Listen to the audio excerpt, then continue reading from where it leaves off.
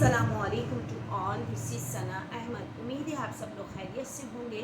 الحمدللہ میں بھی خیریت کے ساتھ ہوں اور ایک اور ڈیلی بلاگ کے ساتھ حاضر خدمت کی ہوں۔ ناظرین و حاضرین، الحمدللہ میں نے جو اپنا بلاگ بنایا تھا حضرت ایوب علیہ السلام کا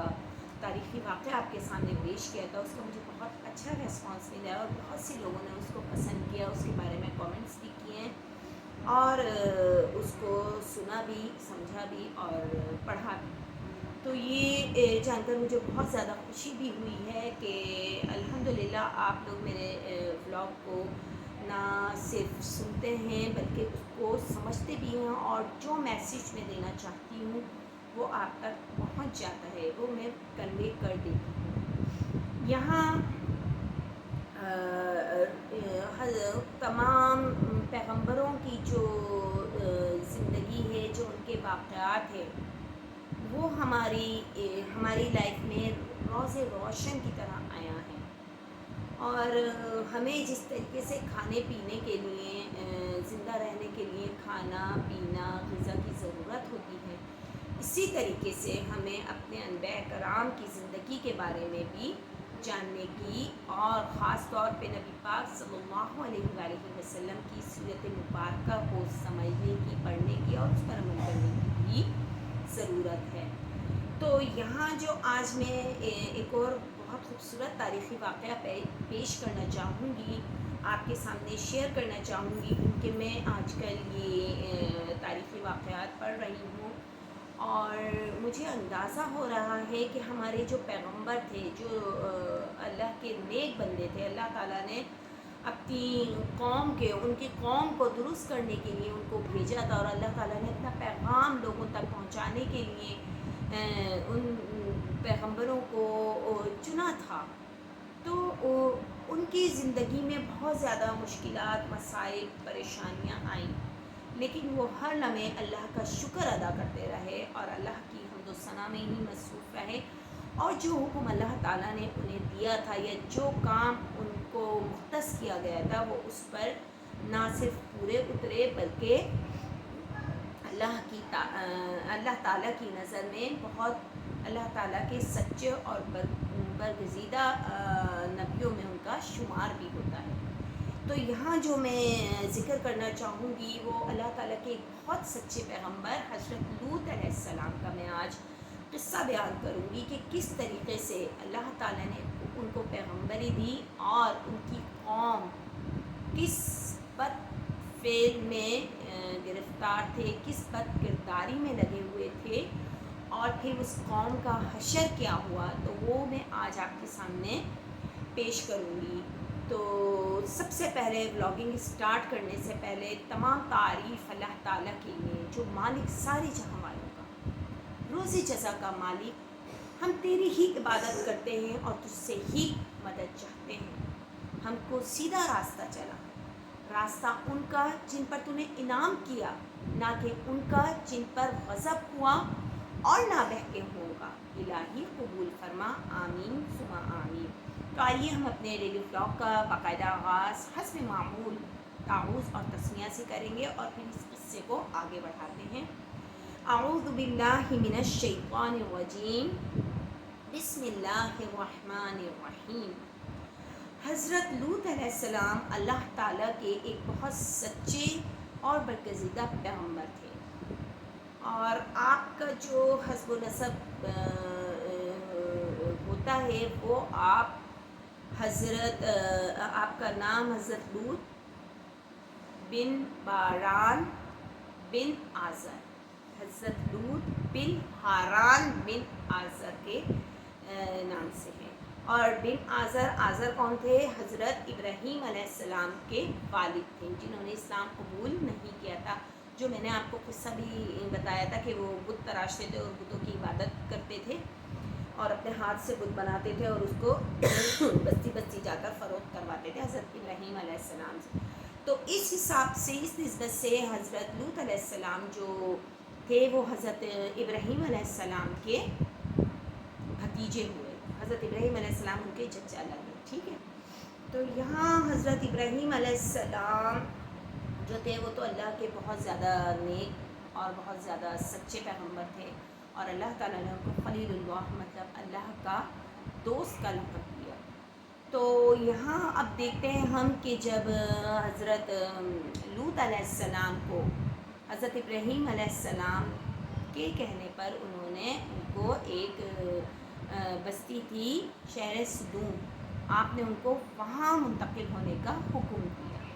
آگے قصہ کچھ اس طریقے سے میں بیان کروں گی کہ حضرت ابراہیم علیہ السلام کے حکم سے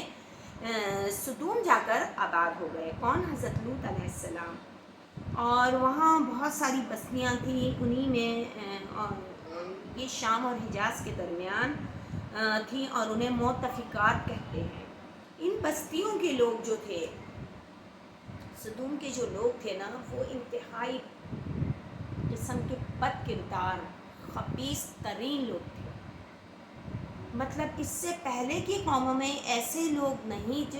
تھے جو یہ لوگ کام کرتے تھے، یہ انتہائی بد کرداری والا کام کرتے تھے، بد فعلی والا کام کرتے تھے، اور اپنی مجلسوں میں جہاں بھی کہیں بیٹھتے تھے بری باتیں کرتے تھے، برے افعال کرتے تھے، اور ان کی نظر میں یہ بہت عام معمولی بات تھی، یہ کوئی اتنی امپورٹنٹ باتیں نہیں تھیں۔ کسی کی بھی بے عزتی کر دیتے تھے اور ہر ایک کا مذاق اڑانا، یہ ان کا مشغلہ تھا۔ اور سب سے زیادہ جو ان میں دو بد فعلیاں تھیں، بد افعال تھے، جو بد کردار لوگ تھے، وہ یہ تھے کہ وہ یہ مرد آپس میں تعلق قائم کرتے تھے۔ تو اس کے بارے میں بھی قرآن پاک میں حکم ہوا، اور اس طرح جب ہم نے لوط علیہ السلام کو پیغمبر بنا کر بھیجا تو اس وقت انہوں نے اپنی قوم سے کہا کہ تم ایسی بے حیائی کے کام کیوں کرتے ہو، یہ بد کرداری کیوں کرتے ہو؟ تم سے پہلے اہل عالم میں ایسی کسی نے بے حیائی بد کرداری نہیں کی، یعنی خواہش نفسانی پوری کرنے کے لیے عورتوں کو چھوڑ کر مردوں پر ہی گرتے ہو۔ یہ سورۃ الاعراف جو 8ویں اور 9ویں پارے میں جو میرا ڈیلی کا سبق بھی چل رہا ہے، اس کی آیت نمبر 80 سے 81 تک میں یہ ترجمہ موجود ہے، آپ وہاں سے بھی اس کو پڑھ سکتے ہیں اور دیکھ سکتے ہیں۔ اور مسافروں کو لوٹتے ہو اور اپنی مجلسوں میں برے کام انجام دیتے ہو، یہ سورۃ العنکبوت میں ہے، آیت نمبر 29۔ یہ لوگ اپنی مجلسوں میں بے دھڑک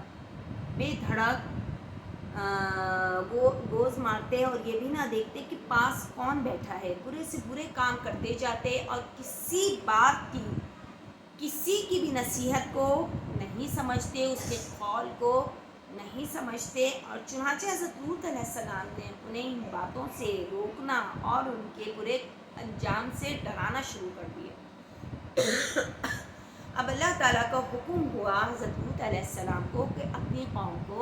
اس بد کرداری بد افعال سے روکیں۔ چنانچہ آپ نے اپنا مشن اسٹارٹ کر دیا اور انہیں سمجھایا کہ میں اللہ کا بھیجا ہوا رسول ہوں، پیغمبر ہوں، اور تمہارا نیک اور خیر خواہ ہوں۔ کسی بدلے کے لیے تمہیں سمجھانا شروع نہیں کیا، کسی بدلے کے لیے تمہیں سمجھانا شروع نہیں کیا، میرا بدلہ تو اللہ دے گا،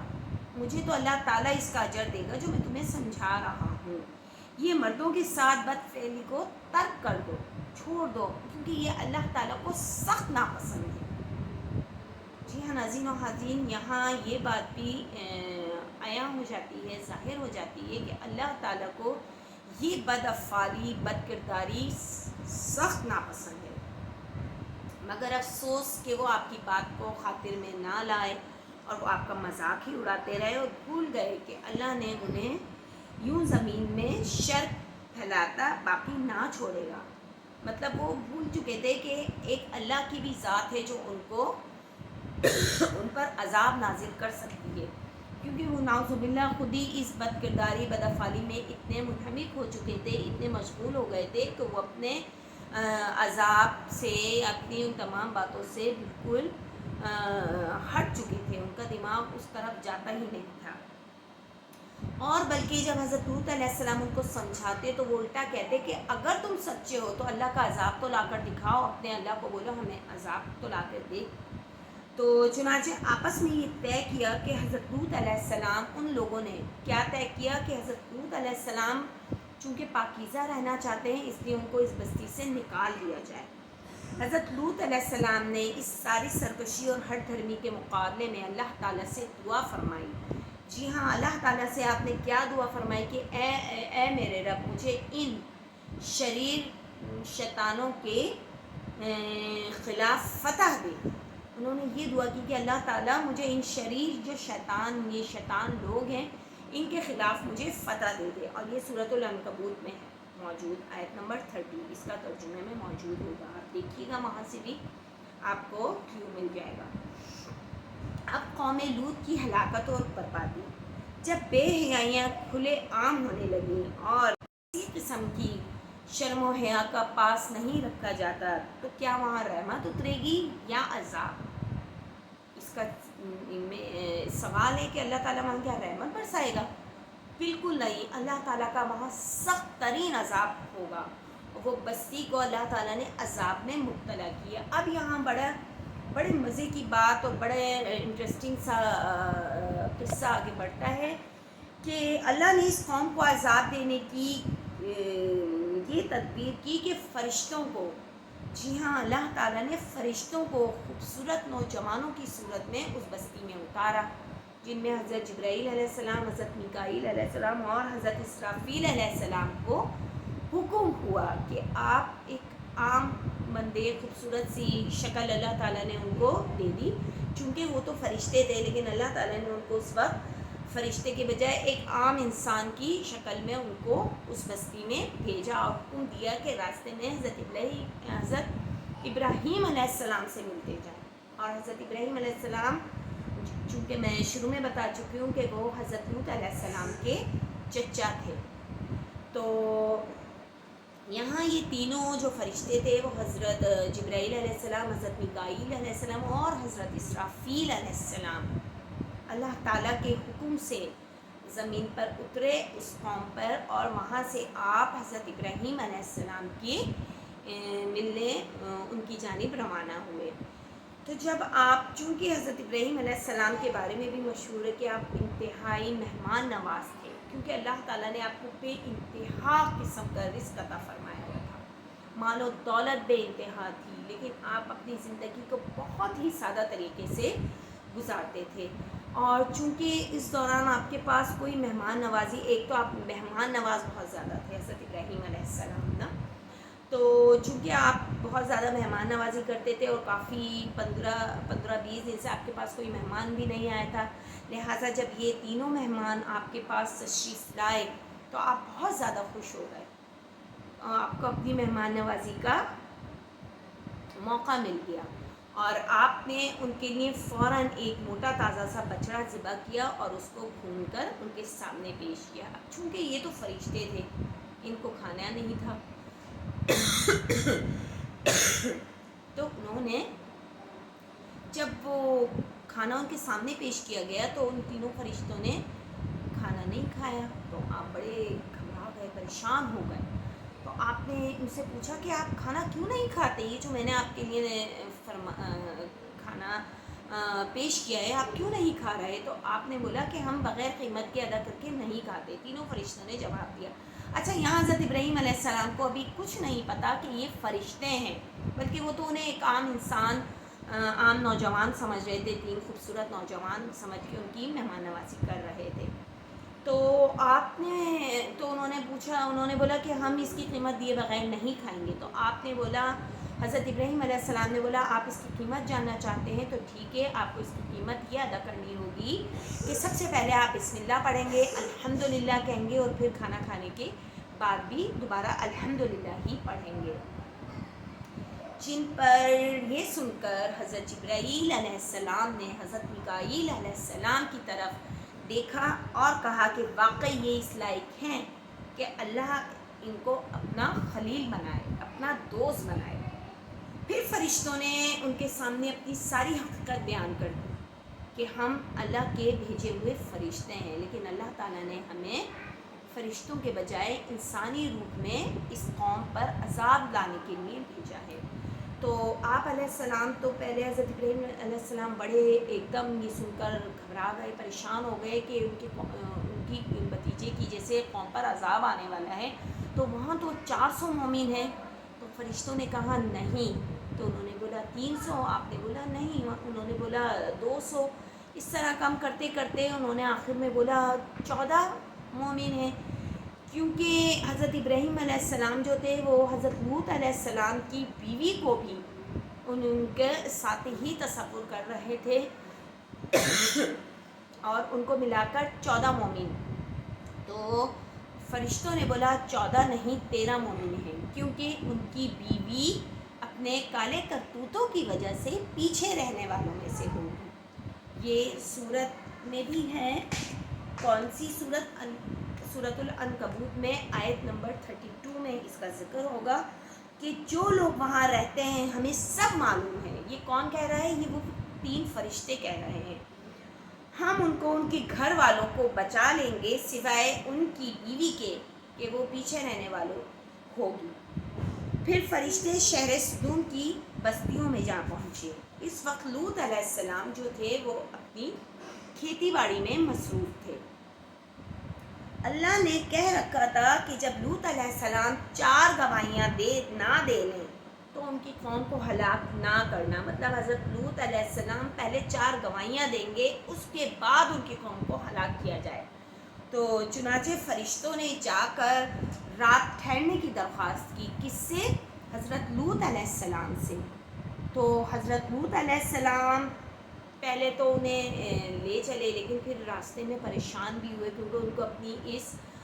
خبیث قوم کے بارے میں معلوم تھا کہ وہ کتنے بد کردار ہیں اور یہ کتنے حسین و جمیل نوجوان میرے ساتھ جا رہے ہیں، تو ان کے ساتھ کیا بد کرداری کر دیں۔ چنانچہ وہ اس حساب سے سوچ کر بار بار پریشان تھے، اور راستے بھر اپنے گھر پہنچتے وقت تک وہ ان تینوں سے یہی کہہ رہے تھے کہ بہتر ہوگا کہ آپ اس بستی سے دور چلے جائیں، آپ یہ جگہ چھوڑ دیں، آپ یہ جگہ چھوڑ دیں۔ اور آخر میں انہوں نے 4 مرتبہ آپ نے یہ جملہ 4 بار کہا کہ اللہ کی قسم، کس نے؟ حضرت لوط علیہ السلام نے ان 3 فرشتوں سے کیا فرمایا کہ اللہ کی قسم اس روئے زمین پر اس بستی والوں سے بڑھ کر کوئی بد کردار اور خبیث نہیں۔ فرشتے چلتے رہے یہاں تک کہ آپ نے یہ جملہ 4 بار دہرایا، تو اللہ پاک کی طرف سے مطلب آپ نے 4 گواہیاں دے دی، اور اب ان فرشتوں کو ان کے قوم کو ہلاک کرنا تھا۔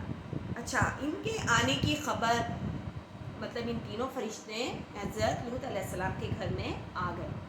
تو ان کے آنے کی خبر آپ کے گھر والوں کے سوا اور کسی کو نہیں تھی، لیکن ان کی بیوی نے کیا چالاکی دکھائی، ان کی بیوی بھاگی بھاگی بستی میں گئی اور بولا کہ لوط علیہ السلام کے گھر میں تو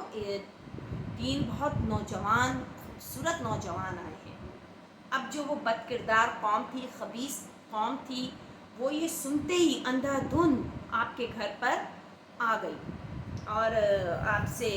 فریاد کرنے لگی، آپ سے کہنے لگی کہ بھئی نوجوانوں کو ہمارے حوالے کر دو۔ تو آپ نے کہا کہ اللہ سے ڈرو اور میرے مہمانوں کے بارے میں مجھے رسوا مت کرنا۔ یہ حضرت لوط علیہ السلام اپنی قوم کو بول رہے ہیں، کیا تم میں کوئی بھی ایک سمجھدار آدمی نہیں؟ مگر وہ نہ مانے۔ آپ نے انہیں شرم و حیا دلانے کے لیے کہا کہ لونڈوں پر گرتے ہو، مطلب تمہیں شرم نہیں آتی، تم اپنا بد کرداری دیکھو کہ تم مردوں کے ساتھ بدتمیزی کرتے ہو، بد کرداری کرتے ہو، بد فعل کرتے ہو، مگر وہ بضد رہے۔ انہوں نے کہا لوط تم جانتے ہو کہ ہمیں لڑکیوں کی تمنا نہیں، مطلب ہمیں لڑکیوں کی کوئی خواہش نہیں ہے، اور تم اچھی طرح جانتے ہو کہ ہم کیا چاہتے ہیں۔ یہاں پر حضرت جبرائیل علیہ السلام نے رب کی اجازت سے اپنا پر پھیلایا۔ اب آپ آڈینس کو میں بتانا چاہوں گی کہ حضرت جبرائیل علیہ السلام جب اپنے پر پھیلاتے تھے تو ایک پر کا ایک سرا مشرق تو ایک مغرب کی طرف ہوتا تھا، مطلب اتنے لمبے پر تھے آپ کے، اور اتنے لمبے پروں پر آپ نے پھیلائے اور ان کی آنکھوں پر پھیر کر انہیں اندھا کر دیا. اس قوم کے وہ جو لوگ آئے ہوئے تھے حضرت لوط علیہ السلام کے پاس ان لوگوں کو لینے کے لیے، آپ نے ان کی آنکھوں پر وہ پر پھیر دیے، جس کی وجہ سے وہ اندھے ہو گئے اور وہ گھبرا کر ادھر ادھر بھاگنے کی کوشش کرنے لگے، اور ظاہر وہ اندھے بلائنڈ ہو گئے تو وہ آپس میں ایک دوسرے سے ٹکرانے لگے. پھر فرشتوں نے بتلایا کہ ہم اللہ کے پیغمبر ہیں اور وہ انہیں ہلاک کرنے آئے. اب فرشتوں نے حضرت لوط علیہ السلام کے سامنے اپنی تمام بات پیش کر دی کہ ہم اللہ تعالیٰ کے بھیجے ہوئے فرشتے ہیں اور ہم ان کو آپ کی قوم کو عذاب دینے آئے، ان کو ہلاک کرنے آئے ہیں. اس لیے آپ رات کے وقت اپنی فیملی کو لے کر، جو آپ کے 7 افراد ہیں، 13 افراد آپ کے ساتھ ہیں، ان کو لے کر آپ اس بستی کو چھوڑ جائیے. تو آپ نے کہا، حضرت لوط علیہ السلام اس کو اپنی قوم سے اتنے نفرت ہو گئی تھی اور اتنے مطلب ایک طریقے سے اتنا خوف زدہ بھی تھے. خوف زدہ تو کیا تھے، مطلب وہ چاہتے تھے کہ یہ قوم جلد از جلد ختم ہو جائے. چنانچہ آپ نے ان سے کہا کہ اس قوم کو ابھی اسی وقت ہلاک کر دیا جائے. تو فرشتوں نے جواب دیا کہ نہیں، اللہ کا حکم ہے کہ صبح کے وقت ہم انہیں ہلاک کریں گے. چنانچہ آپ نے راتوں رات اپنی فیملی کو لے کر دوسری جانب شفٹ ہو گئے. اور یہاں پہ حضرت جبرائیل علیہ السلام نے اس بستی کی زمین کی تہہ کو کاٹ کر اپنے ہاتھ پر اٹھایا آسمان کی طرف، اور جہاں آسمان کے فرشتوں نے اس بستی کے مرغوں اور کتوں کی آوازیں تک سنی تھی. مطلب جو اس زمین کی تہہ کو کاٹ کر انہوں نے اپنے ہاتھوں پر اٹھا لیا آسمان کی طرف، اور آسمانی جو فرشتے تھے وہاں تک ان کے جانوروں کی آوازیں سنی گئیں جو ان کو ہلاک، جب ان پر عذاب نازل ہو رہا تھا. اور آپ نے اس بستی کو الٹ دیا، مطلب اوپر سے نیچے اور نیچے سے اوپر کر دیا، الٹ پلٹ کر دیا. اس طریقے سے آپ نے ان کو اتنی بلندی سے نیچے، اتنا اونچا اٹھا کر آپ نے ان کو اتنی بلندی سے نیچے دے مارا، اور ان پر پتھروں کی بھی بارش، پتھروں کا عذاب ہونے لگا. اور مزے کی بات یہ کہ ہر پتھر پر ایک خاص شخص کا نام لکھا ہوا تھا. جس شخص کو ہلاک کرنا تھا وہ اس لیے ہوا کیونکہ اس بستی کے کچھ لوگ اپنے کام کے سلسلے میں دوسری طرف گئے ہوئے تھے، دوسری بستی کی طرف نکلے ہوئے تھے، اور چونکہ وہ بھی بد کرداری، بد فعلی کر دیتے، خباثت ان میں بھی کوٹ کوٹ کر بھری ہوئی تھی اور ان پر بھی عذاب الہی آنا تھا. چنانچہ ان پتھروں پر اللہ تعالیٰ نے ان کا نام درج کر دیا، اور وہ پتھر ڈائریکٹ اسی بندے کو مارتا جس کا نام لکھا ہوا تھا اس پتھر پہ. اور اس طریقے سے آہستہ آہستہ وہ سب ہلاک ہوتے گئے. جب عذاب برس رہا تھا، جب عذاب اللہ تعالیٰ کا عذاب الہی نازل ہو رہا تھا اس بستی والوں پر، تو وہاں حضرت لوط علیہ السلام کی بیوی تھی جو وہ بھی بد کردار، بد فعلی میں مبتلا تھی، وہ بھی اس میں برابر کی شریک تھی. تو وہ اس بستی کو گرنے کی آواز سن کر اتنی زیادہ خوفزدہ ہو کر اس نے ایک دم گھبرا کر کہا، ہائے میری قوم. اور اسی وقت اس کے نام کا بھی ایک پتھر اس پر آ کر گرا اور وہ اسی وقت ہلاک ہو گئی، قتل ہو گئی. اور پھر صرف حضرت لوط علیہ السلام اور آپ کے گھر والے ہی باقی بچے، اور باقی پوری قوم نیست و نابود ہو گئی. ان پر پتھروں کی بارش ہوئی. دوسرا، ان کی بستی کو سیدھا رکھ کر، سیدھی بستی تھی نا، اس کو الٹ دیں، مطلب جیسے زمین کھلی اور وہ اس میں سما گئے اور زمین بند ہو گئی، فلیٹ ہو گئی، تو اوپر ہوئے زمین پر کوئی بھی نہیں. اس طریقے سے اللہ تعالیٰ نے ان پر عذاب نازل کیا. اب حضرت لوط علیہ السلام کی یہاں وفات بھی میں آپ کو بتاتی چلوں کہ حضرت لوط علیہ السلام کی وفات حضرت ابراہیم علیہ السلام کی وفات سے پہلے ہو گئی، اور آپ نے 80 سال کی عمر پائی، اور آپ تقریباً 20 سال صدوم میں رہے. تو یہ حضرت لوط علیہ السلام کا تاریخی واقعہ ہے. ہمیں پتہ تو ہے کہ حضرت لوط علیہ السلام اللہ کے بہت سچے پیغمبر تھے، لیکن ہمیں یہ نہیں معلوم تھا کہ ان کی قوم کون تھی۔ قوم سدوم تھی، اور ان کی قوم پر کیا عذاب نازل ہوا۔ تو آج یہاں الحمدللہ میں نے جب خود اس کی اسٹڈی کی، اس کو پڑھا، تو میں نے چاہا کہ میں اس کا ولاگ بنانا چاہوں گی، اور اپنے یوٹیوب فیملی کو بھی میں یہ بتاؤں گی اور یہ تاریخی واقعہ ڈسکس کروں گی۔ تو انشاءاللہ تعالی مجھے امید ہے آپ کو یہ واقعہ ضرور سمجھ میں آیا ہوگا، اور یہاں ہمیں اس بات کا مکمل علم حاصل ہو جاتا ہے کہ دیکھیے اللہ تعالیٰ نے اپنے پیغمبروں کو، اپنے ہر پیغمبر کو کسی نہ کسی میسیج دینے کے لیے اللہ تعالیٰ نے ان کو قوم میں بھیجا، اور وہ ان کی جب قوم آپ کی بات کو نہیں مانتی تھی تو آپ نے یہاں ہمت نہیں ہاری۔ یہاں ہمارے جتنے پیغمبر اولیاء گزرے ہیں انہوں نے ہمت نہیں ہاری، بلکہ اپنے کام میں جٹے رہے، لیکن صرف دعا کرتے رہتے تھے اللہ تعالیٰ سے کہ یا اللہ تعالیٰ میری قوم کو سدھار دے یا پھر ان کو ہلاک کر دے، کیونکہ یہ سرکشی پر اترے ہوئے ہیں، ظالم ہو چکے ہیں، بد کرداری میں کوٹ کوٹ کر بھری ہوئی، اور یہ میری بات کو نہیں سمجھ پا رہے۔ تو یا اللہ تعالیٰ میں نے تو اپنا فرض ادا کر دیا، جو مجھے آپ نے میسیج دیا تھا، جو آپ نے مجھے کام کے لیے مختص کیا تھا، میں نے وہ یہاں بھرپور طریقے سے ادا کرا ہے، لیکن یہ قوم سدھرنے والی نہیں، چنانچہ آپ ان پر عذاب لے آئے۔ اور اللہ تعالیٰ نے واقعی ان کو دکھایا، کیونکہ وہ خود کہتے تھے کہ ٹھیک ہے لوط علیہ السلام اگر تم سچے ہو تو اللہ کا عذاب لا کر دکھاؤ ہم پر، اور واقعی اللہ تعالیٰ نے ان کو نیست و نابود کر دیا۔ اس بستی کا راتوں رات جب صبح میں اٹھتے ہیں تو وہ بستی سرے سے موجود ہی نہیں ہے، ایک خالی زمین پڑی ہوئی ہے۔ آپ اس سے اندازہ لگائیے کہ اللہ تعالیٰ اپنا عذاب دکھانا چاہے تو کیا نہیں کر سکتا۔ اللہ تعالیٰ کو تو خالی کن کہنے کی دیر فیکون ہو جاتا ہے۔ میرے رب کو کوئی بھی کام کرنے کے لیے کسی کے حکم کی ضرورت نہیں ہے۔ اللہ تعالیٰ کے تو حکم سے میں بول رہی ہوں، اگر اللہ تعالیٰ چاہے تو میں نہیں بول پاؤں، اگر اللہ تعالیٰ چاہے تو میں دیکھ بھی نہیں سکوں، لیکن چونکہ اللہ تعالیٰ نے مجھ پر اپنی نعمتیں تمام کی ہوئی ہیں، یہ دیکھنا، یہ سننا، یہ کہنا، یہ سمجھنا، یہ بیان کرنا، یہ زبان کا ہلنا،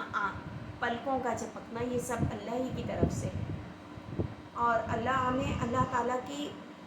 ہر لمحے ناظرین و حاضرین بس نہیں چلے کہ انسان 24 گھنٹے مصلے پہ ہی بیٹھا رہے اور اللہ تعالیٰ کی حمد و ثنا کرتا رہے اور اس کا شکر ادا کرتا رہے، سر بس سجود رہے اس کے سامنے۔ اگر ہمیں یہ دنیاوی کام نہ کرنے ہوں، کھانا پینا، اٹھنا بیٹھنا، ملنا جلنا، اپنے کاموں میں نکلنا، یہ سب بھی اللہ ہی کی طرف سے، اور اللہ تعالیٰ نے ہمیں ان تمام کاموں میں گرفتار کیا ہوا ہے، تو انسان ظاہر دنیا میں آیا ہے تو اس کو یہ تمام کام بھی سر انجام دینے ہیں جو اللہ تعالیٰ نے اپنے بندوں کو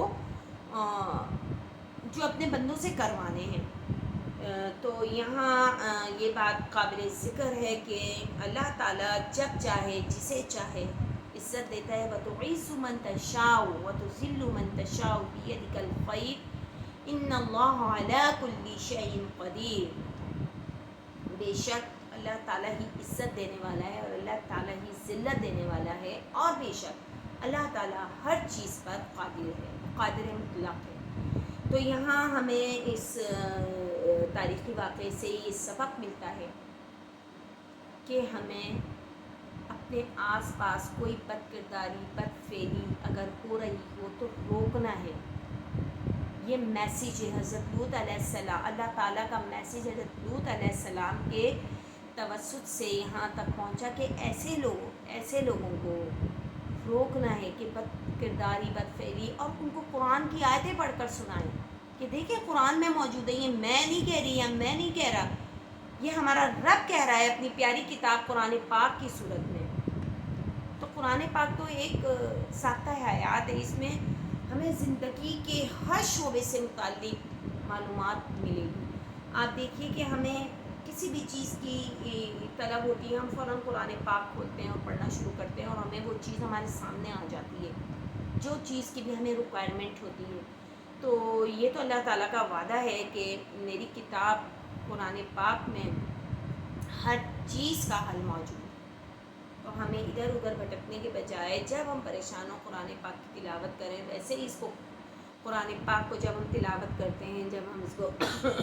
پڑھتے ہیں تو ہمیں ویسے ہی دلی سکون ملتا ہے. تو یہاں میں اجازت چاہوں گی اور چاہوں گی کہ آپ لوگ مجھے کامنٹس کے ذریعے بتائیے گا کہ آپ کو یہ میرا ولاگ کتنا سمجھ میں آیا اور کتنا اچھا لگا. کیونکہ مجھے تو واقعی پہلے اس بات کی اویئرنیس نہیں تھی کہ حضرت لوط علیہ السلام کی قوم تھی کون سی اور ان پر کیا عذاب نازل ہوتا, یا وہ کس کام میں مبتلا تھے, یا کون سی بد کرداری کرتے تھے, بد افعال کرتے تھے جس کی وجہ سے ان کی قوم پر عذاب نازل ہوا. اور الحمدللہ آئی گاٹ اٹ, آج مجھے پتہ چل گیا کہ یہ قوم ان برے کاموں میں مبتلا تھی جس کی وجہ سے اللہ تعالیٰ نے ان پر انتہائی سخت ترین عذاب, پتھروں کی بارش, اور دوسرا یہ کہ ان کی بستی کو ہی الٹ دیا. تو اس امید کے ساتھ کہ آپ کو میرا بلاگ سمجھ میں آیا ہوگا, اچھا لگا ہوگا, ضرور کامنٹس کیجیے گا, شیئر کیجیے گا, سبسکرائب کریں اور بیل آئیکن دبانا مت بھولیے گا. اور انشاءاللہ تعالیٰ دوبارہ میں ایک اور اچھے سے نئے بلاگ کے ساتھ دوبارہ حاضر خدمت ہوں گی. ٹل دین اللہ حافظ اور السلام علیکم.